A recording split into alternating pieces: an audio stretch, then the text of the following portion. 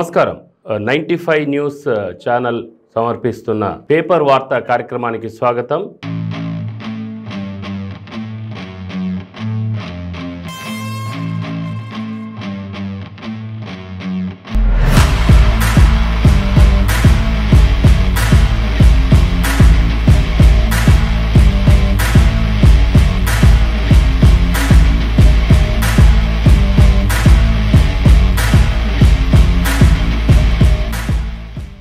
ఇక ఈనాటి దినపత్రికలు ప్రధాన దినపత్రికలను మనం ఒకసారి పరిశీలించుకుందాం. ముందుగా నమస్తే తెలంగాణ చూస్తే మనం ఫస్ట్ పేజీ మొత్తం కూడా అడ్వర్టైజ్మెంట్ సంబంధించి చూడవచ్చు.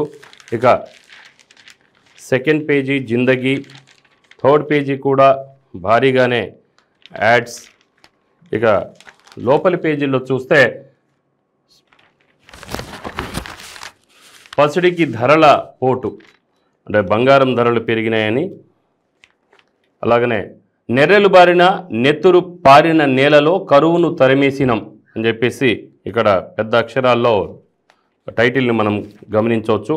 మద్యం ధరలు తగ్గింపు, తర్వాత 96% ఇంటి పన్ను వసూలు, 8 జిల్లాల్లో 100% పన్ను చెల్లింపు, బీఆర్ఎస్లో మహాచేరికలు, నిరుద్యోగ భారతం, ఛిద్ర జీవితాల్లో కొత్త వెలుగులు, లైంగిక దాడి బాధితులకు అండగా తెలంగాణ సర్కార్, 5 జవాన్లు మృతి, జమ్మూ కాశ్మీర్లో ఉగ్రఘాతుకం. ఇక ప్రధాని మోదీ సినీ ప్రచారం.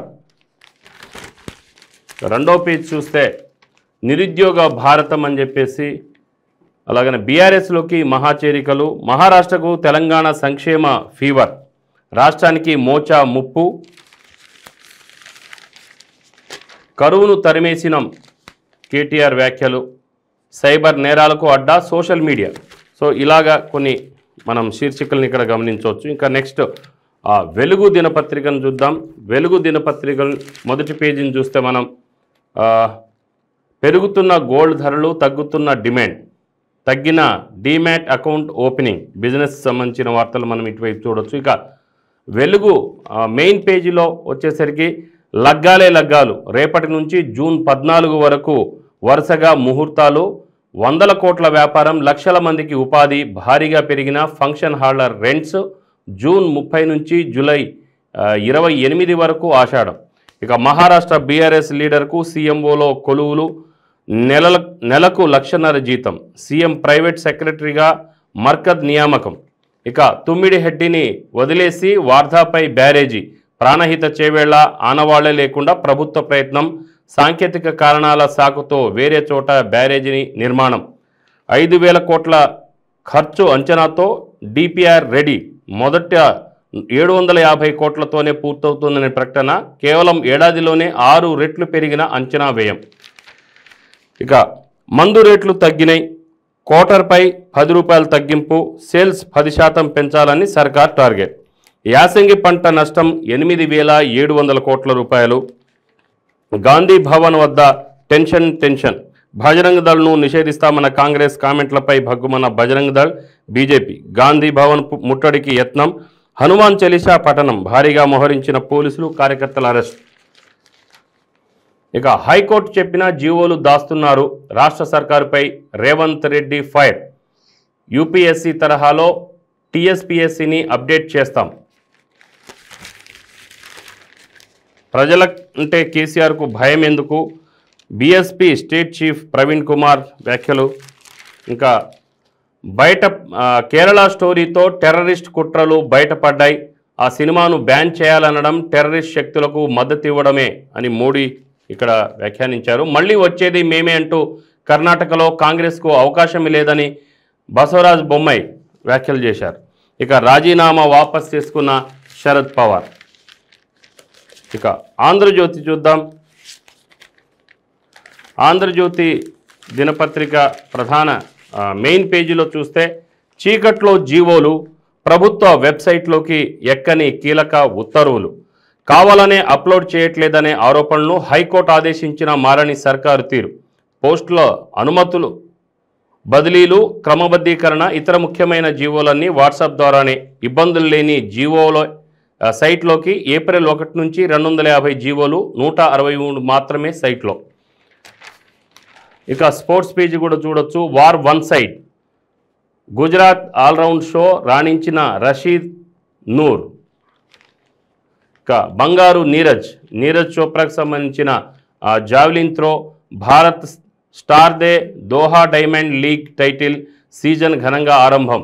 ఇక ఎక్కడికి వెళ్ళినా కూడా భారత్కే మరి గొప్ప పేరు సంపాదించే విధంగా మరి రెజ్లర్స్ కానీ, ఇటు అథ్లెట్స్ కానీ, ఇక క్రికెటర్స్ కానీ ఎవరినైనా మనం చూడవచ్చు అని చెప్పేసి భావించవచ్చు మనం ఇక్కడ. ఇక రైతులను చంపించిన మోదీ దేవుడా, గ్యాస్ ధర పెంచినందుకు బండకేసి కొట్టాలి, రైతులు వ్యాపారులు దివాలా తీశారు, ఆయన అండ అదానికే, మంత్రి కేటీఆర్. హనుమకొండ హుస్నాబాద్లో పలు అభివృద్ధి కార్యక్రమాలకు శంకుస్థాపన, హిందూ ఏక్తా యాత్ర 1,00,000 మందితో కరీంనగర్లో 14న నిర్వహణ, ముఖ్య అతిథిగా అసోం సీఎం. సో ఇది ఇక్కడ చర్చనీయాంశంగా మారింది. ఎందుకంటే కశ్మీర్లో ఉగ్రమూకల ఘాతుకం, సో ఇలాగా ఉగ్రదాడులు కూడా జరిగిన సందర్భాన్ని కూడా ఇక్కడ ఈ మొదటి పేజీలో ప్రచురించడం జరిగింది. బీజేపీని గెలిపించేందుకే కేసీఆర్ డ్రామాలాడుతున్నారంటూ రేవంత్ రెడ్డి కేసీఆర్పై వ్యాఖ్యలు చేశారు.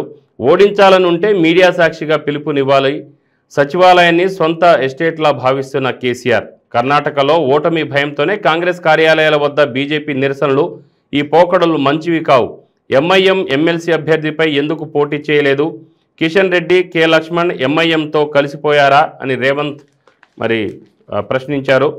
ఇక వైఫల్యం వల్లే పేపర్ లీకేజీ అంటూ తెలంగాణ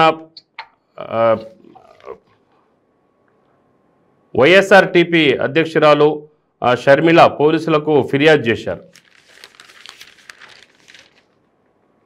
36 గంటల్లో మర్డర్, హైదరాబాద్ సిటీకి సంబంధించిన వార్తలు కూడా మనం చూడొచ్చు. సెల్ ఫోన్ కోసమే చంపేశారని, సెల్ ఫోన్ విషయంలో వివాదం, ఒకరిపై హత్యాయత్నం. సో ఈ తర్వాత ఇక ఆంధ్రజ్యోతి 4వ పేజీ ఎడిటోరియల్ పేజ్ చూస్తే చరిత్ర రచనలో తిరోగమనం. ఇక ఈరోజు వార్తా విశ్లేషణ కార్యక్రమంలో మనతో మాట్లాడటానికి ఫోన్ లైన్లో సీనియర్ జర్నలిస్టు, రాజకీయ విశ్లేషకులు అజీజ్ పాషా గారు ఉన్నారు. నమస్కారం. Hello sir. నమస్కారం. నమస్తే సార్ చెప్పండి, ఇప్పుడు ఇప్పుడు ఈ శీర్షికలు మీరు చూశారు కదా, ఈ చీకట్లో జీవోలు ప్రభుత్వ వెబ్సైట్లోకి ఎక్కని కీలక ఉత్తర్వులు అని చెప్పేసి చూసాము. సో ఎందుకు ఇది దాపరికాలు ఎందుకు ప్రభుత్వానికి? అంటే వాస్తవానికి ప్రతి విషయాన్ని ప్రజల్లోకి తీసుకొస్తే ప్రజల్లో వ్యతిరేకత ఏర్పడే అవకాశం కూడా ఉంటుంది. అందువల్ల అవి కొన్ని అంతర్గతంగా ఏర్పాటు చేసే అవకాశం కూడా ఉంది. అయితే వాస్తవానికి ఇప్పుడు మనం చూస్తున్న 9 నెలల్లో ఎలక్షన్స్ రాబోతున్నాయి. ఏ మాత్రం అది ప్రజల్లోకి వ్యతిరేక భావన వెళ్తే అది ఏమవుతుంది, మన ఓటర్లలో మార్పు అనేది వస్తుంది. అందువల్ల అంతర్గతంగా ఈ జీవోలను చేస్తుండొచ్చు. అంటే సార్, ఇప్పుడు ప్రభుత్వ ఉద్యోగుల విషయంలో ఒకవేళ వాళ్ళకి ఇబ్బంది కలిగించే జీవోలు ఉన్నప్పుడు మరి వెబ్సైట్లో పెట్టకపోవడం ద్వారా వాళ్ళకి ఏదైనా ఇబ్బంది కలిగే అవకాశం కూడా ఉంటుంది కదా. దీన్ని ఎందుకు వాళ్ళు, అంటే ప్రభుత్వం ఎందుకు ఆ దిశలో చూడట్లేదు? అంటే కొన్ని వ్యవహారాలలో ఇప్పుడు ప్రభుత్వ అధినేత చాలా బిజీగా ఉన్నారు. ఎందుకంటే ఢిల్లీలో పార్టీ కార్యాలయం ఓపెన్ కానివ్వండి, లేకపోతే ఇలాంటి వ్యవహారాలలో చాలా బిజీగా ఉన్నారు. ఇలాంటి సందర్భాల్లో కూడా ఆయన నుంచి ఉత్తర్వులు అందక అధికారులు జాప్యం చేస్తుండొచ్చు కదా. అది కాకుండా ఇందాక నేను చెప్పినట్టుగా ఏంటి అని అంటే, ఇప్పుడు ఇది ఎలక్షన్ ఇయర్ గా మనం చెప్పుకోవాలి. ఈ ఇయర్ లో ఏ మాత్రము ప్రతికూలత అనేది ప్రభుత్వం మీద రాకూడదు. అలాంటి సందర్భంలో కూడా దాపరికాన్ని ప్రదర్శించవచ్చు. ఓకే. అందువల్ల కూడా ఈ జీవోలని వెబ్సైట్ లో పెట్టకుండా ఉండొచ్చు. ఇంకా రైతులను చంపించిన మోదీ దేవుడా అంటూ గ్యాస్ ధర పెంచినందుకు బండకేసి కొట్టాలి అని చెప్పేసి రైతులు వ్యాపారులు దివాలా తీశారు. ఆయన అండ అదానికే ఉంది తప్ప రైతులకు కానీ సామాన్య ప్రజలకు కానీ లేదంటూ మంత్రి కేటీఆర్ వ్యాఖ్యలు కూడా చేశారు. సో దీన్ని ఎలా చూడాలి? వాస్తవానికి దేశవ్యాప్తంగా రైతాంగంలో ఈ కేంద్ర ప్రభుత్వం మీద వ్యతిరేకత అనేది ఉంది. ఎందుకు అనంటే 3 నల్ల చట్టాల విషయంలో దేశ సరిహద్దుల్లో అంటే రాజధానికి సరిహద్దుల్లో రైతులు పోరాటం చేశారు. పోరాటం చేసి అది భీకరమైన పోరాటం, ఎండనక వాననక చలికి కూడా లెక్క చేయకుండా చేసిన పోరాటంలో వాళ్ళు విజయాన్ని సాధించారు. దానికి ప్రతిఫలంగా పంజాబ్ లో అపప్రభుత్వాన్ని ఎన్నుకున్నారు. కాంగ్రెస్ ని అటు బీజేపీని కూడా తోసిరాదని అక్కడ రైతాంగ ప్రభుత్వాన్ని ఎన్నుకున్నారు. అయితే దీని ప్రభావం దక్షిణాది మీద కూడా పడింది. రైతులు ఇప్పటికీ కూడా ఏది మోడీ ప్రభుత్వం మీద వ్యతిరేకత చూపిస్తున్నారు. దాన్ని దృష్టిలో పెట్టుకునే కేటీఆర్ ఆ మాట అనుంటారు. ఎందుకనంటే ఇప్పుడు వాస్తవానికి ఎరువులు కూడా సబ్సిడీ మీద ఇస్తుంటే ఆ సబ్సిడీని వేశారు.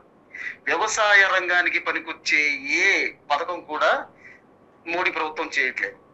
ఇది ఈ మూడు చట్టాలు కూడా కార్పొరేట్ శక్తులకు అనుకూలంగా ఉండటం కోసం చేసినవే. అంటే వ్యవసాయ భూముల్ని కూడా కార్పొరేట్ రంగానికి అప్పగించేసి ఈ రైతుల్ని పూర్తిగా అంటే వ్యవసాయ రంగాన్ని పూర్తిగా నిర్వీర్యం చేయడం కోసమే, అంటే మార్కెట్ శక్తుల్ని పెంచడం కోసం చేస్తున్నదే. అందువల్ల కేటీఆర్ ప్రధానిని విమర్శించడంలో తప్పులేదని నాకు అనిపిస్తుంది. ఓకే, సో ఇప్పుడు కశ్మీర్లో ఉగ్ర మూకల ఘాతుకం అని చెప్పేసి కూడా మనం చూడవచ్చు. రాజౌరి అటవీ ప్రాంతంలో పేలుడు, 5 భారత సైనికుల దుర్మరణం గురించి వార్తను మనం చూసాం కదా. ఇది చాలా రోజుల తర్వాత, ఎందుకంటే కశ్మీర్ కి స్వయం ప్రతిపత్తి అనేది తీసేసిన తర్వాత చాలా రోజుల తర్వాత జరిగిన ఘాతుకం ఇది. అయితే వాస్తవానికి అడుగడుగున కశ్మీర్ లో నిఘా ఉంది. ఆ నిఘాని కూడా వాళ్ళు తప్పించుకుని వాళ్ళు వచ్చి ఈ దారుణానికి పాల్పడటం అనేది చాలా శోచనీయమైన విషయం. ఆ జవాన్లు చనిపోయారు. అయితే ఇంకా అక్కడ పటిష్టతని పెంచాల్సిన అవసరం ఉంది. పూర్తిగా ఉగ్రవాదుల్ని ఏరివేసిన తర్వాతనే అక్కడ ఎన్నికల్లోకి వెళ్తే బాగుంటుంది అని నా అభిప్రాయం. అంటే ఇప్పుడు భారతదేశం కనీవిని ఎరగని రీతిలో అభివృద్ధి చెందుతుంది. అమెరికా, ఫ్రాన్స్, జపాన్, అలాగనే ఈ చైనా లాంటి దేశాలను కూడా మించి వాటిని కిందకి నెట్టేసి పైకి వెళ్తున్నామని చెప్పేసి కూడా మరి ప్రభుత్వ పెద్దలు చెప్తా ఉంటారు కేంద్ర ప్రభుత్వంలో. మరి అలాంటప్పుడు అంటే భారత్ మీద ముప్పు ఉంటుంది ఎల్లప్పుడూ అనే విషయంలో కూడా మరి ఇదంతా ఉంది, మేమంతా చేస్తున్నామని చెప్తున్నప్పుడు కూడా ఎటువంటి చర్యలు సరైన రీతిలో తీసుకోకపోవడం, ముఖ్యంగా మోడీ ప్రభుత్వానికి ఇది చేటుగా అనిపించడం లేదా? ఎందుకంటే చెప్తున్నారు కదా, మేము ఈ కలుపు మొక్కలను మొత్తం తుంచేస్తామని చెప్పేసి అంటున్నారు. అలాంటప్పుడు కనీసం ఈ పటిష్ట చర్యలు తీసుకోకపోవడం కారణం ఏంటి అసలు? అంటే దొలతనం కనబడుతుందా ప్రభుత్వానికి ఇక్కడ? వాస్తవానికి మన దేశంలో ఇప్పుడు ద్రవ్యోల్బణం అనేది మొదలైంది. ఎందుకంటే నిత్యావసర వస్తువుల రేట్లు పెరుగుతున్నాయి అంటే దాని అర్థం ఏంటంటే ద్రవ్యోల్బణం వస్తుందని. అయితే దాన్ని మసిపూసి మారేడికాయ చేస్తున్నాడు మోడీ. ఎందుకనంటే మన దేశంలో ఇంకా ఫైనాన్షియల్ క్రైసిస్ రాలేదు. ఎందుకంటే ఆల్రెడీ అగ్రరాజ్యాలైన అమెరికా లేకపోతే లండన్ ఇలాంటి చోట ఆల్రెడీ ఈ క్రైసిస్ మొదలైంది. అలాంటిది మన దేశంలో లేదని ఈయన నమ్మించే ప్రయత్నం చేస్తున్నాడు. వాస్తవానికి మన దేశంలో ఫైనాన్షియల్ క్రైసిస్ మొదలైంది. అంటే దానికి మనకు ఉదాహరణగా ఏం చెప్తున్నాం అంటే నిత్యావసర వస్తువుల ధరలు పెరగటమే మనకి సూచిక. అయితే దీనితో పాటు ఏదైతే మనకు ఈ అస్తవ్యస్తమైన పాలన ఉండటం వల్లనే ఈ ఉగ్రవాదం, నక్సలిజం లేకపోతే ఏదైనా కానీ ఏ రూపంలో ఉండనియండి అవన్నీ పుట్టుకొస్తాయి, అవన్నీ ఉధృతం అవుతాయి. ఈ ఉధృతం ఎప్పుడవుతాయి అని అంటే అసమర్థ పాలన వలన. అసమర్థ పాలన ఎందుకు వచ్చింది అని అంటే ఇక్కడ ఈ పరిపాలన లేదా ఆర్థిక వ్యవస్థ అస్తవ్యస్తంగా ఉండటం వల్ల, కరోనా కారణంగా ఆర్థిక వ్యవస్థ చాలా అస్తవ్యస్త పాలైంది. అయితే అది చూపించకుండా ఏం చేస్తుంది అంటే ఇప్పుడు కరోనా చేయబట్టే అస్తవ్యస్తంగా మారిందా ప్రభుత్వం, లేకుంటే లోన్లు తీసుకున్న లక్షల కోట్లు, వేల కోట్ల రూపాయలు తీసుకొని ఎగ్గొట్టిన వ్యాపార దిగ్గజాలను బట్టి వచ్చిందా ఈ అస్తవ్యస్త అనేది? వాస్తవానికి మోడీ పాలనే చాలా అస్తవ్యస్తమైన పాలన. ఎందుకనంటే ప్రపంచానికి ఏం చూపిస్తున్నాడు అని అంటే భారతదేశం చాలా శక్తివంతమైన దేశం, ఆర్థికంగా కూడా చాలా బలపడిందని చూపిస్తున్నాడు. వాస్తవానికి మనకు వచ్చేసరికి ఏమవుతుందంటే ఈ ఎవరు ఆదానీలు, అంబానీలు లేకపోతే పారిపోయిన నీరవ్ మోడీలు ఇలాంటి వాళ్ళ వల్ల బ్యాంకింగ్ వ్యవస్థ పూర్తిగా దెబ్బతింది. మనం చూస్తున్నాం అమెరికాలో ఇప్పటికే 3 బ్యాంకింగ్ వ్యవస్థలు దెబ్బతిన్నాయి. బ్రిటన్ కూడా వచ్చింది అదే లైన్ లో. అయితే ఇక్కడ ఉద్దీపన ఇవ్వకుండా కూడా మన బ్యాంకింగ్ వ్యవస్థలు అలాగే అస్తవ్యస్తంగా నడుస్తున్నాయి. అయితే వీటికి ఎలాంటి చర్యలు తీసుకోకుండా మోడీ కాలయాపన చేస్తున్నాడు. ఏం చేస్తున్నాడు? ఇలాంటి అస్తవ్యస్తమైన పాలన వల్ల, అదే అస్తవ్యస్తమైన పాలన కనిపించట్లేదు. ఎందుకంటే మీడియాని ఇటు ఒకవైపు సోషల్ మీడియాని, తర్వాత మీడియాని తన చెప్పు చేతుల్లో ఉంచుకోవడం వల్ల ఏమవుతుందనంటే ఎక్కడ లోటుపాట్లు అనేది కనిపించకుండా చేస్తున్నాడు. అంటే మెయిన్ స్ట్రీమ్ మీడియా మొత్తం కూడా మోడీకే దాసోహమైందంటారు. అందువల్ల మన దేశంలో ఏమవుతుందనంటే ఇప్పటికీ కూడా మనం చాలా శక్తివంతంగా ఉన్నాం, మనం ఇంకా చాలా ఆర్థికంగా బలోపేతంలో ఉన్నామని చెప్పేసి చెప్పుకుంటున్నామే తప్ప వాస్తవాన్ని క్షేత్రస్థాయికి వస్తే ఈ రోజు పేదవాడు బతకలేని పరిస్థితిలో ఉన్నాడు. మధ్యతరగతి వాడు పేదవాడిగా మారిపోయే ప్రమాదం ఉంది. ఎవరైతే ఉన్నత వర్గాల వాళ్ళు ఇంకా ఉన్నత వర్గాలుగా మారిపోవటం, దాదాపు చాలా మంది మిలియన్ సంపాదించిన వాళ్ళు ఎక్కువ మంది కావటం మన దేశంలో ఇప్పుడు చూస్తున్నాం. అంటే ఈ ఉగ్రవాదం అనేది ప్రజల్లో, ఉగ్రవాదం కానీ ఇటు నక్సలిజం కానీ, ఉగ్రవాదం అంటే వాళ్ళది సిద్ధాంతం కొంత డిఫరెంట్గా ఉంటుంది, కానీ నక్సలిజం అనేది దాన్ని పూర్తిగా దేశం నుంచి అణిచివేసే ప్రయత్నం జరుగుతుంది. అయినా కూడా నక్సలిజం అనేది బ్రతికే ఉంది. అసలు అంటే ఈ ప్రజల మధ్య అసమానతలు లేకుండా చేసి అందరినీ సమానమైన అభివృద్ధి పరిచినప్పుడు మరి ఈ నక్సలిజం సమస్య అసలు వాళ్ళే బయటకు వచ్చే అవకాశం ఉంటుంది కదా.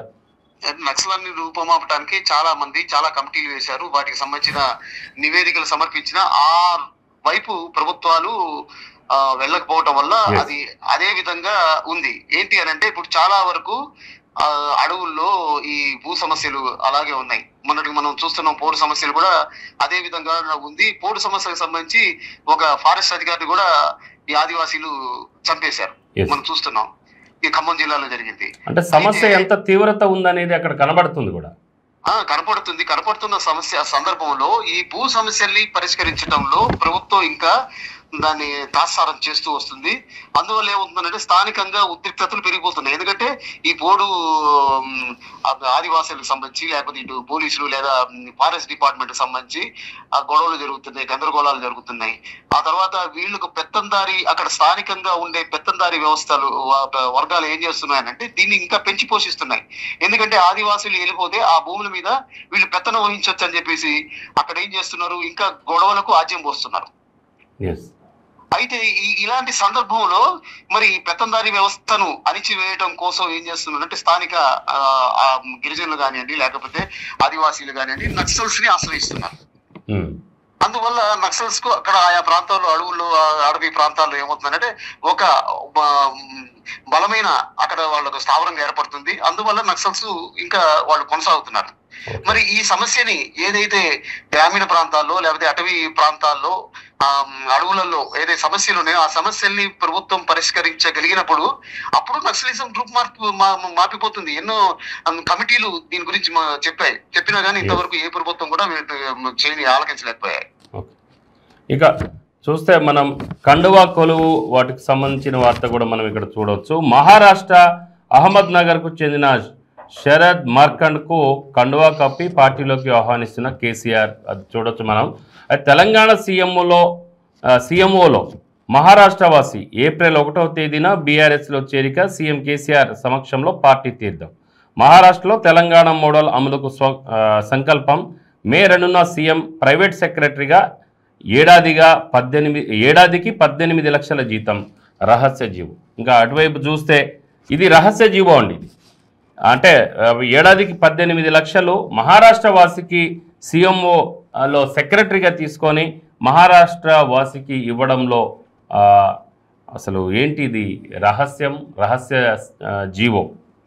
వాస్తవానికి ఇప్పుడు మనం చూస్తున్నాం బీఆర్ఎస్ అనేది జాతీయ పార్టీగా ఎదగటం కోసం కేసీఆర్ చేస్తున్న ప్రయత్నాలు ఇవి. అయితే మన పొరుగున ఉన్న మహారాష్ట్రలో చాలా వరకు మన ఆంధ్రులు, ముఖ్యంగా మన తెలుగు తెలంగాణ వాళ్ళు ఎక్కువ మంది ఉన్నారు. అయితే వాళ్ళు చాలా మంది అట్రాక్ట్ అవుతున్నారు.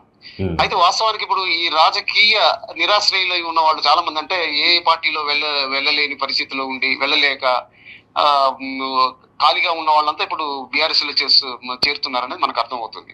మనం చూస్తున్నాం, మన ఒరిస్సాలో గిరిధర్ గోమాంగ్ మాజీ సీఎం కూడా వచ్చి బీఆర్ఎస్ లో చేరారు.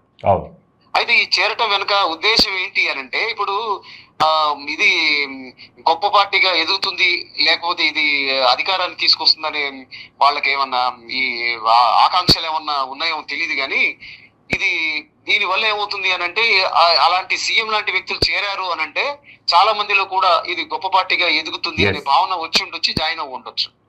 అంటే గ్రేట్ ప్రాపగాండాను మాత్రం క్రియేట్ చేస్తున్నారు.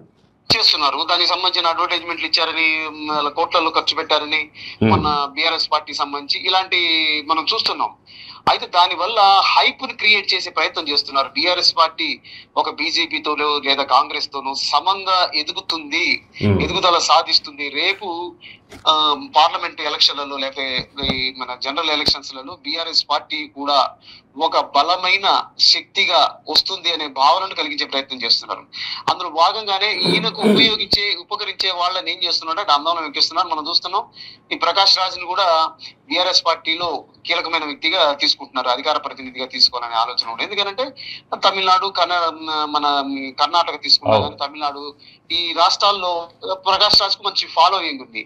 అదే విధంగా ఇప్పుడు మనం అనుకుంటున్నాం ఏంటి అని అంటే, సెక్రటరియట్ లో మన ప్రభుత్వంలో కీలకమైన పదవి ఇచ్చారు అని అంటే, ఆయన కూడా మహారాష్ట్రలో మరి ఆయనకు మంచి మహారాష్ట్రను ప్రభావితం చేయగలిగిన వ్యక్తిగా ఉండొచ్చు. అందువల్ల ఆయనకు పదవిని ఇచ్చి ఉండొచ్చు.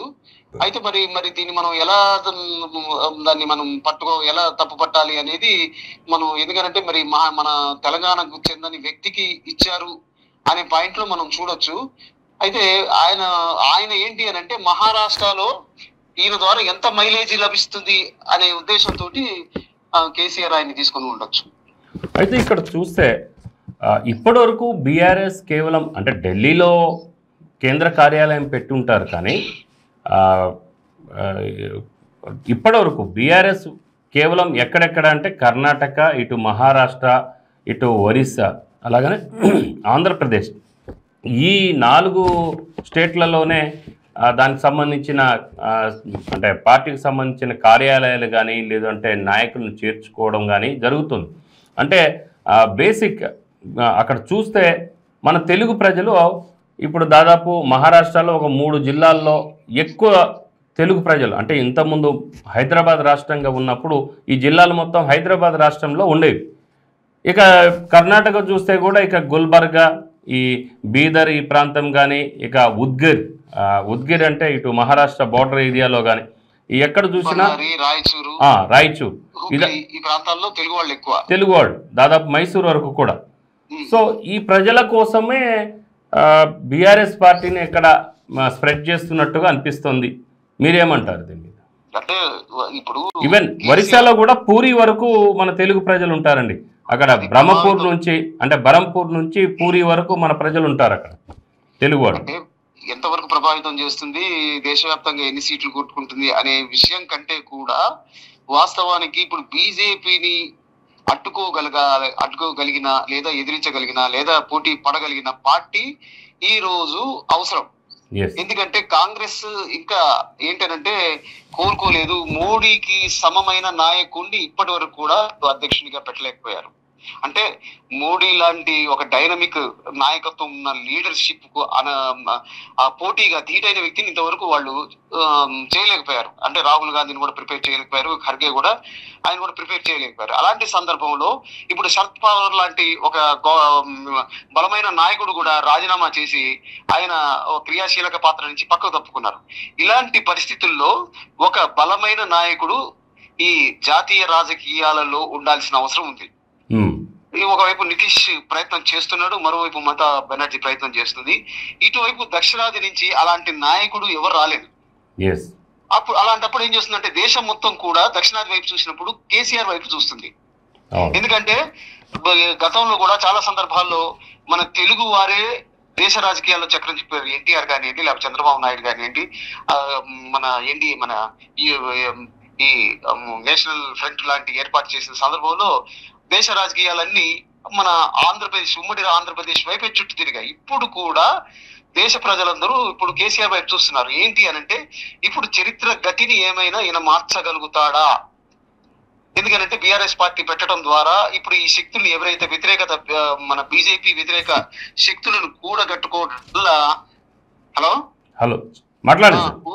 కూడగట్టుకోవటం వల్ల ఇప్పుడు మళ్ళీ బీజేపీని పక్కన పెట్టి మళ్ళీ ఈ ప్రజాతంత్ర శక్తులు ఏవైతే శక్తులు అధికారంలోకి వచ్చే అవకాశం కోసం ఎదురు చూస్తున్నాయి. అలాంటి సందర్భంలో వాళ్ళందరికీ కేసీఆర్ నాయకుడుగా, జాతీయ నాయకుడిగా కనిపించి ఉండొచ్చు. అలా అది ఆ విధంగా ఒక కూటమి ఏర్పడ్డప్పుడు అప్పుడు కేసీఆర్ ప్రాధాన్యత అనేది పెరుగుతుంది. ఒకవేళ వీళ్ళు ప్రపోజ్ చేస్తే ప్రధాని కూడా అయ్యే అవకాశం ఉంది, మనం కాదనలేదు. ఎస్, ఈవెన్ గతంలో ఎన్టీ రామారావు, చంద్రబాబు నాయుడు గారు వీళ్ళు చక్రం తిప్పగలిగారు, కానీ ప్రధానమంత్రి హోదా వరకు అయితే వాళ్ళు వెళ్ళలేకపోయారు. ఈసారి కేసీఆర్కు కూడా ఈ టాక్ వస్తుంది. అంటే కేసీఆర్ ఓన్లీ చక్రం తిప్పడం కాదు కానీ ప్రధానమంత్రి కూడా అవుతారు అనే వాయిస్ని ఇప్పటికే ఈ బీఆర్ఎస్ శ్రేణులు వినిపిస్తూ ఉన్నాయి. అవును.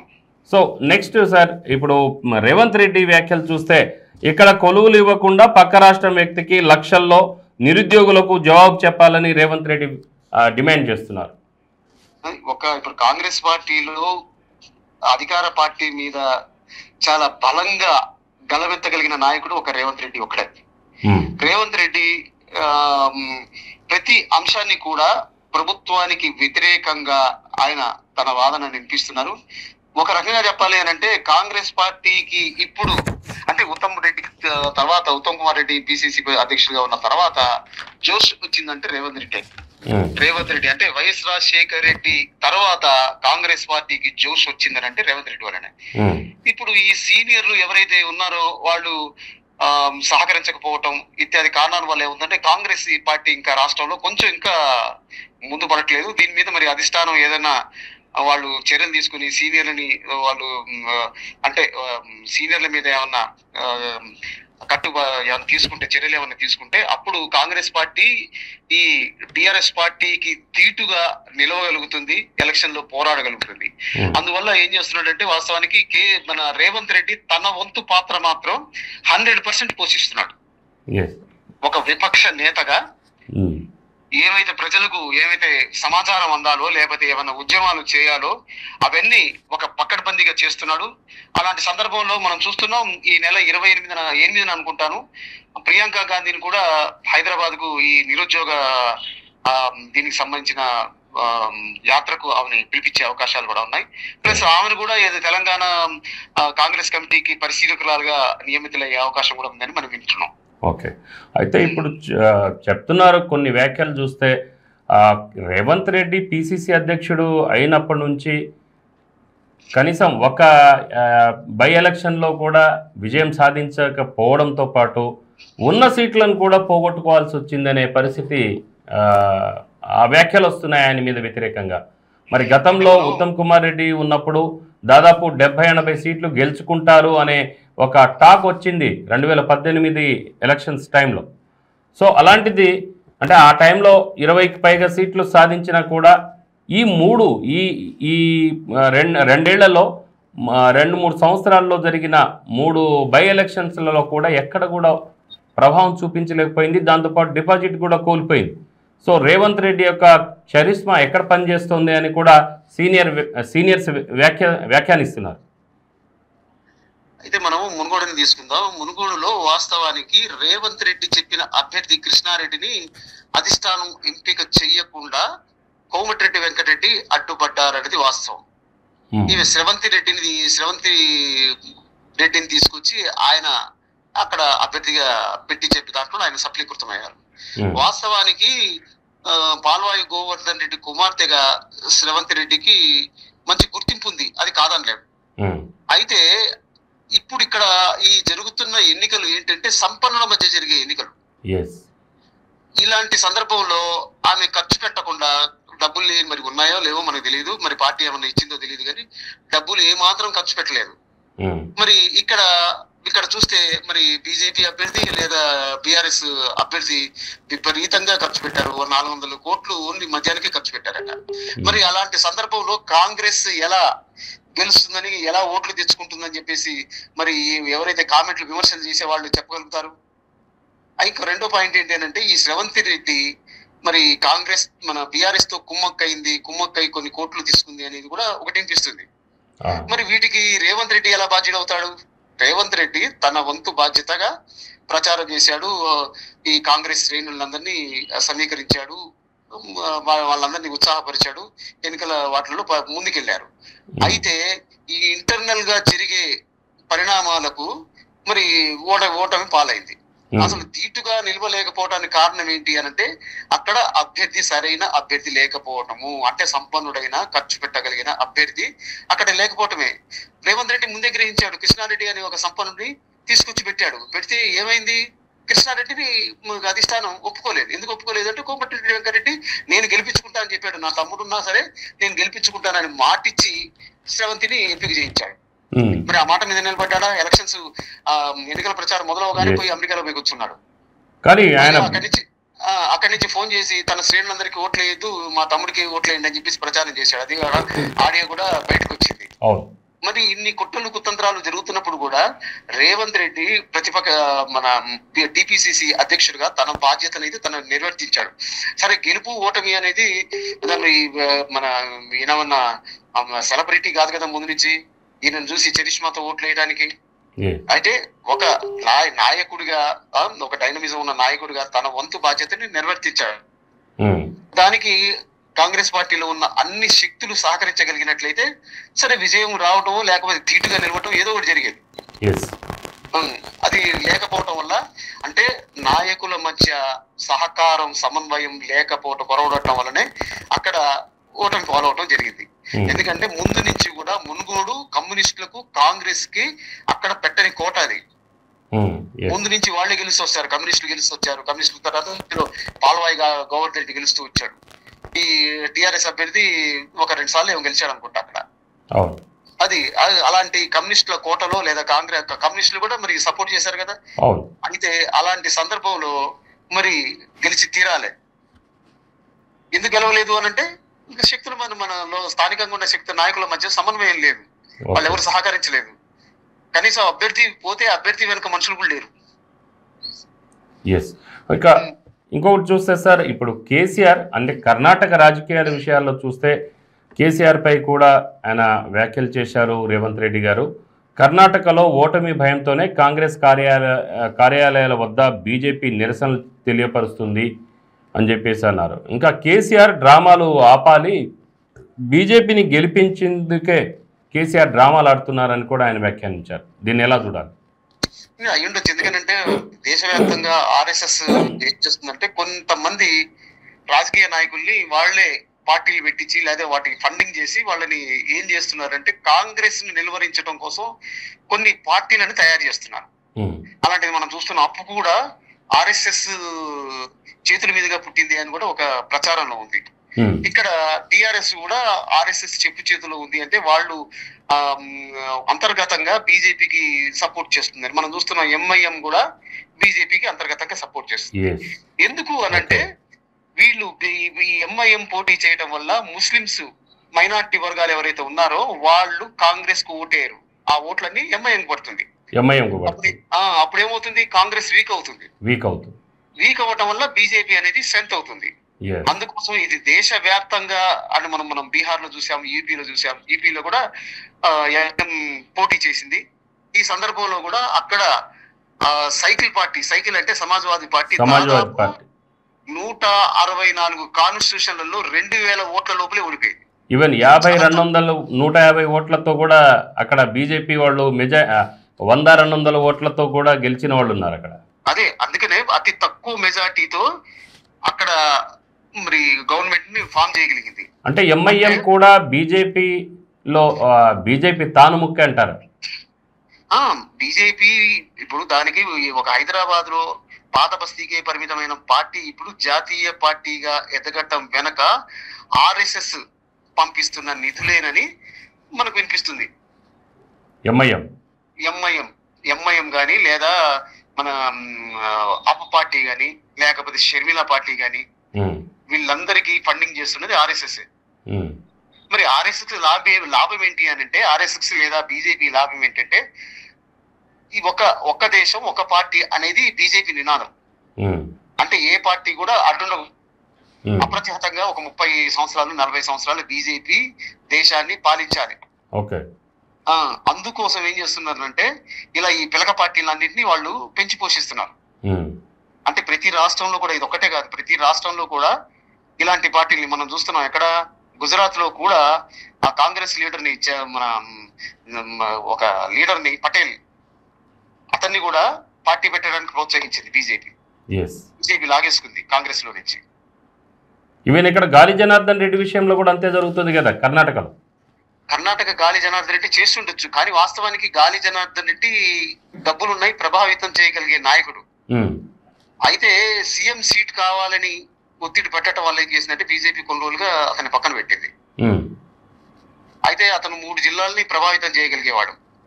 వాస్తవానికి ఆ 3 జిల్లాల్లో కూడా వ్యతిరేకంగా ఈయనకు సంబంధించిన వర్గీయులు పోటీ చేస్తే బీజేపీ దెబ్బతింటది. అక్కడ ఆ 3 జిల్లాల్లో కూడా మరి ఎక్కువగా అక్కడ తెలుగు ప్రజలే ఉండరు. తెలుగు ప్రజలు ఉన్నా కానీ ప్రభావితం చేయగలడు. డబ్బులు ఇచ్చి మేనేజ్ చేసుకోగలడు. వీళ్ళ అభ్యర్థిని గెలిపించుకుంటే చాలు. ఇప్పుడు ఒక 20 మందిని పోటీ నిలబెడతారు. 20 మందిని నిలబెట్టుకోగలిగితే రేపు వచ్చినప్పుడు అప్పుడు కీలకమైన నాయకుడు అవుతాడు. అది అలాంటి ఆలోచన ఏమైనా ఉండొచ్చు. ప్లస్ రెండోది ఏంటంటే ఈయన ఈ ఓబులాపురం గనుల విషయంలో కేంద్ర ప్రభుత్వం ఈయన వ్యవహారంలో కాస్త పట్టించుకోవట్లేదు. అంటే కేసులు తొందరగా కొట్టే చెప్పినా పట్టించుకోకపోవటం వల్లే అవుతుందని అంటే బీజేపీ నుంచి వైదొలగాల్సి వచ్చింది. వైదొలిగి తానేంటో తన కింద ఎంతమంది ఉన్నారు వాళ్ళందరూ నేను గెలిపించుకోగలిగాను, నా ప్రభావం ఎంత ఉందని చెప్పేసి చూపించుకోవచ్చు. వాస్తవానికి రేపు హంగేర్పడితే ఈయన ఒక 20 మందిని గెలిపించుకుంటే బీజేపీ మళ్ళీ పిలిచి ఇతన్ని డిప్యూటీ సీఎం లాంటిది ఇవ్వచ్చు కదా. అలాంటి ఆలోచన ఏమైనా ఉండొచ్చు. అందుకనే పోటీ చేస్తున్నాడు. బళ్ళారిలో వాళ్ళ మిసెస్ నిలబెట్టాడు. ఈయన ఆ పక్కనే ఉన్న గంగారంలో పోటీ చేస్తున్నాడు. వాళ్ళ తమ్ముడు బీజేపీ నుంచి వదిన మీద పోటీ చేస్తున్నాడు బళ్ళారిలో, సోమశేఖర్ రెడ్డి అని. సో ఇంకొకటి సార్, ఇప్పుడు కర్ణాటక ఎన్నికల మేనిఫెస్టోలో బజరంగ దళ్ నిషేధిస్తామని చెప్పేసి కాంగ్రెస్ మేనిఫెస్టోలో పెడితే ఇక ఈ బజరంగ దళ్ కార్యకర్తలు మరి కాంగ్రెస్ పార్టీ కార్యాలయాలు, ముఖ్యంగా మన తెలంగాణ కాంగ్రెస్ పార్టీ కార్యాలయమైన గాంధీ భవన్ వద్ద చలీసా పారాయణం చేసే ప్రయత్నం చేశారు. అసలు అక్కడెక్కడో జరిగితే ఇక్కడెందుకు వీళ్ళకు ఈ ఉలికి? ఇది మనం ఏం చేస్తున్నాం అంటే ఇప్పుడు కర్ణాటక ఎలక్షన్ ని కర్ణాటకను ఒక ప్రయోగశాలగా మార్చింది బీజేపీ. ఏంటి అని అంటే హిందుత్వవాదాన్ని, అంటే ఇక అక్కడ ఏమి సంక్షేమ కార్యక్రమాలు అలాంటి పక్కన పెడితే ఏంటి అని అంటే హిందుత్వవాదాన్ని తీసుకొచ్చి దాని ద్వారా కర్ణాటకలో గెలవగలిగితే అలాంటి ఏవైతే ఉన్నాయో ప్రయోగాన్ని దేశవ్యాప్తంగా అన్ని రాష్ట్రాల్లో ప్రారంభించాలనేది బీజేపీ ఆలోచన. అక్కడ హిజాబ్ గురించి గొడవ చేశారు. ఆ తర్వాత టిప్పు సుల్తాన్ పాఠ్యాంశాన్ని తీసేశారు. తర్వాత అబ్దుల్ కలాం లాంటి వాళ్ళ పాఠ్యాంశాలు కూడా తీసేశారు. చరిత్రలో ముస్లిం పాలకుల్ని మొత్తం తీసేశారు. ప్లస్ ఊళ్ళ పేర్లను మార్చే ప్రయత్నం చేస్తున్నారు. అయితే ఇవన్నీ ఏంటి అని అంటే ఇప్పుడు పైగా మనకు చెప్తున్నాం, మొన్ననే వాళ్ళు ఏం చెప్పారు, ఒక్క ముస్లిం ఓటు మాకు పడాల్సిన అవసరం లేదన్నారు. ప్లస్ ఒక్క ముస్లిం కూడా వాళ్ళు టికెట్ ఇవ్వలేదు.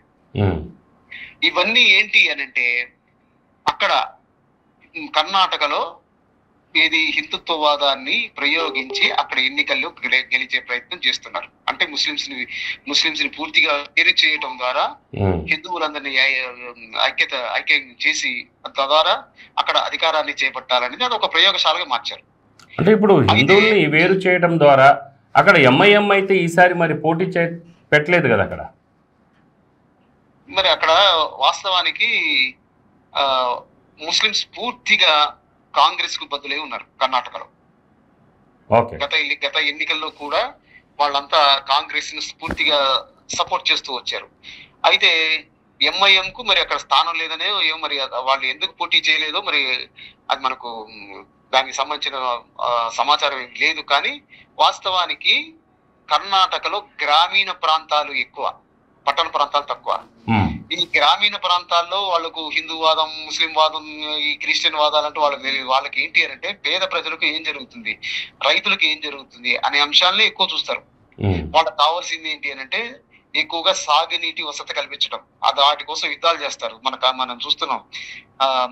కావేరీ సంబంధించిన ఎన్నో గొడవలు జరిగినాయి, యుద్ధాలు జరిగినాయి కావేరీ నదీ జలాలకు సంబంధించి. కొంతమంది రైతులు ఆ రిజర్వాయర్ లో దూకి ఆత్మాహుతి చేసుకున్న సందర్భాలు కూడా ఉన్నాయి.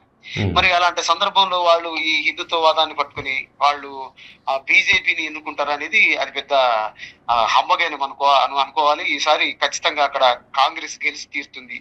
అందులో భాగంగానే ఈ సెక్యులర్ శక్తులను, అంటే మైనార్టీ లేదా ఈ వర్గాలను వాళ్ళు ప్రోత్సహించడం కోసమే బజరంగ దళని నిషేధిస్తామని చెప్పేసి. ఎందుకంటే ఇక్కడ వీళ్ళు ఏం చేస్తున్నారు, ఇవన్నీ ముస్లిం వ్యతిరేక విధానాలు అవలంబిస్తున్నారు కాబట్టి ఈ బజరంగ దళని కూడా మేము నిషేధిస్తామని చెప్పేసి ఎన్నికల మేనిఫెస్టోలో పెట్టారు. అది ఈ వివాదానికి కారణమైంది. అయితే దానివల్ల ఏం చేస్తున్నారు అంటే మరి ఇక్కడ వ్యతిరేకత ఇచ్చాలి కాబట్టి ఇక్కడ భారతదేశ బీజేపీ కూడా ఉంది కదా. మనం ఇందాకనే అనుకున్నాం ఏంటంటే ఇది ఎన్నికల సంవత్సరంలో ఏంటి, ప్రతి కార్యక్రమాన్ని కూడా చాలా ఘనంగా ఉధృతంగా ఓటు బ్యాంక్ గా మార్చుకునే ప్రయత్నం. అది దీన్ని ఓట్ల బ్యాంక్ గా మార్చుకోవాలి. ఇప్పుడు అక్కడ బజరంగ దళికి హనుమాన్ చాలీసాకి ఏమైనా సంబంధం ఉందా? అంతే. ఏంటి అని అంటే ఏ కార్యక్రమం చేయటం ద్వారా ప్రజల్లోకి వెళ్ళి మరింత బలంగా వాళ్ళను ఓట్ బ్యాంక్ గా మార్చుకోవాలనే ప్రయత్నం చేస్తుంది బీజేపీ. ఇంకోవైపు ఇక్కడ చూస్తే ఈవెన్ తెలంగాణలో 1,00,000 మందితో హిందూ ఏక్తా యాత్ర చేపడతామని కూడా ఇక్కడ బీజేపీ అధ్యక్షుడు బండి సంజయ్ కూడా వ్యాఖ్యానిస్తున్నారు. దీనికి అస్సాం సీఎం హిమంత బిశ్వ శర్మ ముఖ్య అతిథిగా వస్తున్నారు. అసలు 1,00,000 మంది కార్యకర్తలు ఉన్నారా బీజేపీకి? వాస్తవానికి ఇప్పుడు ఏముంది, జనాన్ని తప్పించాలంటే పెద్ద కష్టమైన పని కాదు. మన షర్మిల మీటింగ్స్ కి లేకపోతే జగన్ మీటింగ్ మనం చూసాం. ఒకటే మీటింగ్ కి తరచు వాళ్లే వస్తుండటం, వీడియోలు కూడా ఆంధ్రజ్యోతి లాంటివి బయట పెట్టాయి. సరే, అవి మనం పక్కన పెడతాం. జనం ఎలా వస్తారు యువగళం కూడా యువకులకు సేమ్ అంతే. యువకులు కూడా జనాన్ని ఏం చేస్తున్నారు అంటే మొప్పిస్తున్నారు. అంటే ప్రతి మీటికి ఈ ఎండల్లో ఖాళీ నడవాలి అని అంటే ఎంత కష్టమైన వాళ్ళకు వేతనాలు, లేకపోతే వేతనాల రూపంలో లేకపోతే డైలీ పేమెంట్స్ రూపంలో వాళ్ళు కల్పిస్తున్నారు. సరే, అది పక్కన పెడితే 1,00,000 మంది అంటే బీజేపీ తీసుకురావడం అనేది చిన్న విషయమే. ఎందుకంటే హైదరాబాద్ లో ఈజీగా తీసుకురాగలగచ్చు. కరీంనగర్ తీసుకురావడం చిన్న విషయం అనుకుందాం. అయితే ఎందుకనంటే కూలి పనులకు వెళ్ళే చాలా మంది కూలీలు, డైలీ వేస్ట్ చేసే వాళ్ళు చాలా మంది ఉంటారు. వాళ్ళందరినీ పేమెంట్ ఇస్తే వాళ్ళే వస్తారు. సరే, ఇళ్లలో ఉండే మహిళలు కూడా వస్తుంటారు. సరే, అది పక్కన పెడితే వాస్తవానికి బిస్వం తీసుకురావడం వెనక ఉద్దేశం ఏంటంటే ఇక్కడ ముస్లిం వ్యతిరేకత అనేది ఫామ్ చేయడం కోసమే. అది వాస్తవానికి ఇక్కడ మన బీజేపీ రాష్ట్ర పరిస్థితిని మనం చూసుకుంటే పట్టణాల్లో, అర్బన్ ప్రాంతాల్లో మాత్రమే బీజేపీ కనిపిస్తుంది. గ్రామీణ ప్రాంతాల్లో అస్సలు బీజేపీ వాసనే లేదు. అయితే ఇప్పటికీ ఒక సర్వేలు ఏం తెలియదంటే 80 అసెంబ్లీ కాన్స్టిట్యూషన్లలో బీజేపీకి అభ్యర్థి లేడు. మరి వీళ్ళ ఏం చేస్తున్నారు వీళ్ళంతా అంటే టిఆర్ఎస్ లో లేదా బిఆర్ఎస్ లో ఎవరైతే అసంతృప్త నేతలు ఉంటారో వాళ్ళందరినీ లాక్కొని వాళ్ళకు టికెట్ ఇవ్వటం ద్వారా అక్కడ నిలబెట్టాలనే ఆలోచన చేస్తున్నారు తప్ప ఇంతవరకు అంటే ఇంకా ఎలక్షన్ 9 నెలలు ఉండగా కూడా స్థానికంగా ఒక బీజేపీ అభ్యర్థిని తయారు చేసుకోలేని పరిస్థితి ఉంది. ఓకే సార్, కాంగ్రెస్ కు ఎస్డిపిఐ సెగ అని చెప్పేసి అంటున్నాను. అంటే కర్ణాటకలో మైనారిటీ ఓట్లకు భారీ గండి పడే అవకాశం ఉంది 16 అసెంబ్లీ స్థానాల్లో అని చెప్పేసి చెప్తున్నారు. కర్ణాటకలో అంటే social democratic party of India SDPI దీని ప్రభావం ద్వారా మరి 16 స్థానాల్లో కాంగ్రెస్ పార్టీ ఓట్ బ్యాంకు గణనీయంగా తగ్గిపోయే ప్రమాదం ఉందని కూడా చెప్తున్నారు. నిజంగా ఎస్డిపిఐకి అంత సీన్ ఉందా? అది ఒక పెంపుడు పార్టీ ఇవన్నీ. ఎందుకంటే ఎంఐఎం పోటీ చేయకపోవడానికి కారణం కూడా అదే. ఎందుకంటే అక్కడ ఒక మైనార్టీ పార్టీ అనేది పుట్టుకొచ్చింది కాబట్టి మైనార్టీస్ అందరూ గుడ్డిగా దానికి ఓట్లు వేస్తే అప్పుడు కాంగ్రెస్ దెబ్బతింటుంది అనేది బీజేపీ మనం చూస్తున్నాం.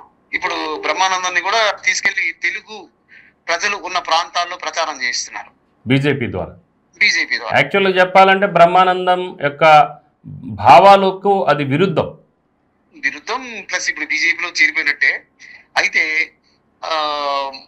ఇలాంటి ఇప్పుడు అది కాకుండా స్టార్ వార్స్ మన సుదీప్ లాంటి లీడర్లను కూడా ఎన్నికల ప్రచారంలో బీజేపీ దింపింది. అంటే ఈ రోజు బీజేపీకి కర్ణాటక ఎన్నికల్లో గెలవటం అనేది జీవన్ మరణం లాంటిది. ఎందుకనంటే మనం ఇందాక చెప్పుకున్నాం, కర్ణాటక ఒక ప్రయోగశాలగా మార్చి అక్కడ హిందుత్వవాదాన్ని ప్రచారం చేయటం ద్వారా అక్కడ గెలుపు పొందాలన్నది బీజేపీ ఆలోచన. దాన్ని అక్కడ కర్ణాటకలో గెలిస్తే దాన్నే దేశవ్యాప్తంగా అమలు చేయాలనేది భావన కనిపిస్తుంది. ఓకే, అంటే బీజేపీ ఎస్డిపిఐని బీజేపీ ఈసారి ప్రయోగం చేసింది. అంటే రేపు ఎంఐఎం పక్కకి వెళ్ళిపోవచ్చు కూడా కొన్నిసార్లు, ఈవెన్ బీజేపీకి అది లోపాయికారిగా పని చేయకపోవచ్చేమో. కాబట్టే ఎస్డిపిఐని తెర మీదకి తీసుకొచ్చేసి ఎంఐఎంని పోటీ చేయనీయకుండా నిలవరించిందని కూడా భావించవచ్చు ఇక్కడ. అవును, అదే జరుగుతుంది. ఒకసారి మనం చూస్తున్నాం, ఈ పోయిన ఎలక్షన్లలో మన నౌషిదా షేక్ అని చెప్పేసి ఒక ఈడీ ఆమెను అరెస్ట్ చేసింది. దాదాపు 4,000 కోట్ల రూపాయల్ని ప్రజల దగ్గర బలవంతంగా వసూలు చేసిందనే దాని మీద. ఆ నౌషిదా షేక్ కర్ణాటకలో ఆల్ ఇండియా ఎంపవర్మెంట్ పార్టీ అని పెట్టింది. ఇది ఇప్పుడు ఎంఐఎం కంటే ముందు, అంటే ఈ ఎలక్షన్స్ కంటే ముందు పెట్టి దాదాపు అన్ని కాన్స్టిట్యూషన్లలో అక్కడ ముస్లిం అభ్యర్థులు నిలబెట్టింది. దాని వెనుక ఫండింగ్ ఎవరు అంటే ఆర్ఎస్ఎస్. ఓకే, ఇలాంటిది ఇప్పుడు ఇందాక మనం చెప్పిన నేషనల్ ఏదో డెమోక్రటిక్ పార్టీ ఉంది కదా, అది కూడా వాళ్ళు పుట్టించిందే, social democratic party of India. వీటికి ఫండింగ్ చేయటం ద్వారా ఏంటి అని అంటే బీజేపీని స్ట్రెంథన్ చేయటం, కాంగ్రెస్ ని నిరోధించాలి, కాంగ్రెస్ ని దెబ్బతీయాలి, కాంగ్రెస్ ఓటు బ్యాంకు పోకుండా ఉండాలి. ఓకే, అది అందుకోసం ఏం చేస్తున్నారు అంటే ఈ శక్తులన్నింటినీ ఏది ఇప్పుడు కాంగ్రెస్ కు అనుకూలం ఉండే శక్తులన్నింటి లాగేసుకోండి. ఇక్కడ షర్మిల ఏం చేస్తుంది, షర్మిల కూడా అదే కాంగ్రెస్ కు అనుకూలమైన శక్తులు లాగటమే. టీఆర్ఎస్ నుంచి ఎవరైనా చేరారా, లేదా అంటే బీఆర్ఎస్ నుంచి ఎవరైనా చేరారా, బీజేపీ నుంచి ఎవరైనా చేరారా, ఎవరు చేరలేదే. ఇప్పుడు షర్మిల రావటం వల్ల కూడా రెండు పార్టీలకు బెనిఫిట్ అయ్యే అవకాశం ఉంది. అంటే ఇటు కొంత కాంగ్రెస్ పార్టీలో వైఎస్ రాజశేఖర్ రెడ్డి అభిమానులు, ఇటు Christian minority side vote bank, అలాగనే రెడ్డి మేబీ కొంత వెళ్ళే అవకాశం ఉంటుంది. సో ఇవన్నీ కూడా ఇటు బీజేపీకి వెళ్ళవు, కొంతమంది వెళ్తారు. అంటే మైనారిటీ విషయంలో బీజేపీకి వెళ్ళదు, కానీ ఇటు టీఆర్ఎస్కి వెళ్ళాలి. ఒకవేళ టీఆర్ఎస్ మీద వ్యతిరేకత ఉంటే కాంగ్రెస్కి వెళ్ళే అవకాశం ఉంటుంది కదా. అదే అందుకని కాంగ్రెస్ శక్తుల్ని నిరోధించడం. ఇప్పుడు సోమన్న ఉన్నాడు, ఏలూరు సోమన్న, ఆయన గాయకుడు, ఆయన్ని లాగేసుకుంటారు. ఆయన ఏంటి కాంగ్రెస్ లో కీలకమైన పాత్ర వహిస్తున్నాడు. ఆయన తీసేసుకుని తుంగతుర్తి కాన్స్టిట్యూషన్ నువ్వే ఎమ్మెల్యే అభ్యర్థి అని చెప్పి ప్రకటించేసింది. అంటే కాంగ్రెస్ లో బలమైన వ్యక్తుల్ని లాక్కోవటం కోసమే ఇలాంటి పార్టీల్ని ఏం చేస్తుంది, దేశవ్యాప్తంగా నాట్ ఓన్లీ తెలంగాణ లేదా ఏపీ, మొత్తం దేశవ్యాప్తంగా కూడా ఆర్ఎస్ఎస్ ఏం చేస్తుంది అంటే ఫండింగ్ చేస్తుంది. ఓకే, ఇంకోటి సార్, నెక్స్ట్ మహారాష్ట్ర రాజకీయాలకు వెళ్తే రాజీనామా వెనక్కి తీసుకున్న శరద్ పవార్, అసలు రాజీనామా చేయాల్సిన అవసరం ఏముంది? ఇప్పుడు బీజేపీ ఏం చేస్తుందంటే ప్రతిపక్ష పార్టీలని నిలకడ లేకుండా చేస్తుంది. ఇప్పుడు ఎన్సీపీ అనేది అక్కడ చాలా బలమైన కాంగ్రెస్, ఎన్సీపీ ఈ రెండు కలిస్తే మహారాష్ట్ర ఎన్నికల్ని ఈజీగా వాళ్ళు అధికారాన్ని తెచ్చుకోగలుగుతారు, చేతుల్లో తెచ్చుకోగలుగుతారు. అయితే ఎన్సీపీని దెబ్బతీసే ప్రయత్నంతో ఈ మన పవార్ తమ్ముడు అజిత్ పవార్ ని వాళ్ళు లాగుతున్నారు. నీకు సీఎం పదవి ఇస్తాం, నువ్వు ఇంతమంది ఎమ్మెల్యేలతో నువ్వు వచ్చేసేయి, బీజేపీతో కలిసి అప్పుడు మనం అక్కడ అధికారాన్ని ఫామ్ చేయొచ్చు అని చెప్పేసి గత కొన్ని దఫాలుగా వాళ్ళు అజిత్ పవార్ తో చర్చలు జరుపుతున్నారు. గతంలో కూడా ఒకసారి ఇలాంటి ప్రయత్నం జరిగింది. అజిత్ పవార్ తీసుకొచ్చాడు, ఆయన్ని బల ప్రదర్శన సమయంలో ఎమ్మెల్యేలను కూడగట్టలేకపోవడంతో ఆయన సీఎం కాలేకపోయాడు. ఈ అజిత్ పవార్ కి బాగా కోరికగా ఉంది ఏంటంటే ఒకసారి మహారాష్ట్రకి సీఎం కావాలన్నది. అది బీజేపీ ప్రయత్నం చేస్తుంది, బీజేపీ నీకు ఇస్తాను, నువ్వు ఎమ్మెల్యేలందరినీ లాక్కోని రా అన్నది. అయితే మరి సొంత సోదరుడే, వేరే వ్యక్తి కాదు, సొంత సోదరుడే ఇలాంటి మరి కృతకానికి పాల్పడితే మరి శరద్ పవార్ ఏం చేస్తాడు, ఆయన మళ్ళీ తన గుప్పెట్లోకి తెచ్చుకోవటం కోసం ఏం చేశాడు, ఒక చిన్న డ్రామా ఆడాడు, రాజీనామా డ్రామా. దాంతో ఏమైంది, ఎమ్మెల్యేలు అందరూ కలిసి ఏమైతే ఏకాకి చేశారు ఎవరిని, అజిత్ పవార్ని. అంతే కదా, ఇప్పుడు రాజీనామా చేస్తాను నేను, నాకొద్దు, నేను ఈ పదవి కూడా నాకు అక్కర్లేదు, నేను రాజీనామా చేస్తాను, క్రియాశీలకంగా ఉండను అని చెప్పిన తర్వాత అప్పటిదాకా పార్టీ ఎవరి దాక్షిణ్యాల మీద బతుకుతుంది? అజిత్ పవార్ లేకపోతే, మన శరద్ పవార్ లేకపోతే ఎన్సీపీ లేదు. మరి అలాంటప్పుడు ఏం చేశారు, అందరు మళ్ళీ పోయి ఆయన బతిలాడటం లేదు, మేము శరద్ పవార్ మన అజిత్ పవార్ వైపు వెళ్ళము అని చెప్పిన తర్వాత మళ్ళీ తన రాజీనామాని వెనక్కి తీసుకున్నాడు. Okay, right sir. మీరు మీ యొక్క వాల్యుబుల్ టైంని మా కోసం కేటాయించినందుకు ధన్యవాదాలు. నమస్తే. నమస్కారం. సో ఇది 95 న్యూస్ పేపర్ వార్త ముచ్చట్లు. మరో పేపర్ వార్త ముచ్చట్లో మళ్ళీ కలుసుకుందాం. నమస్కారం.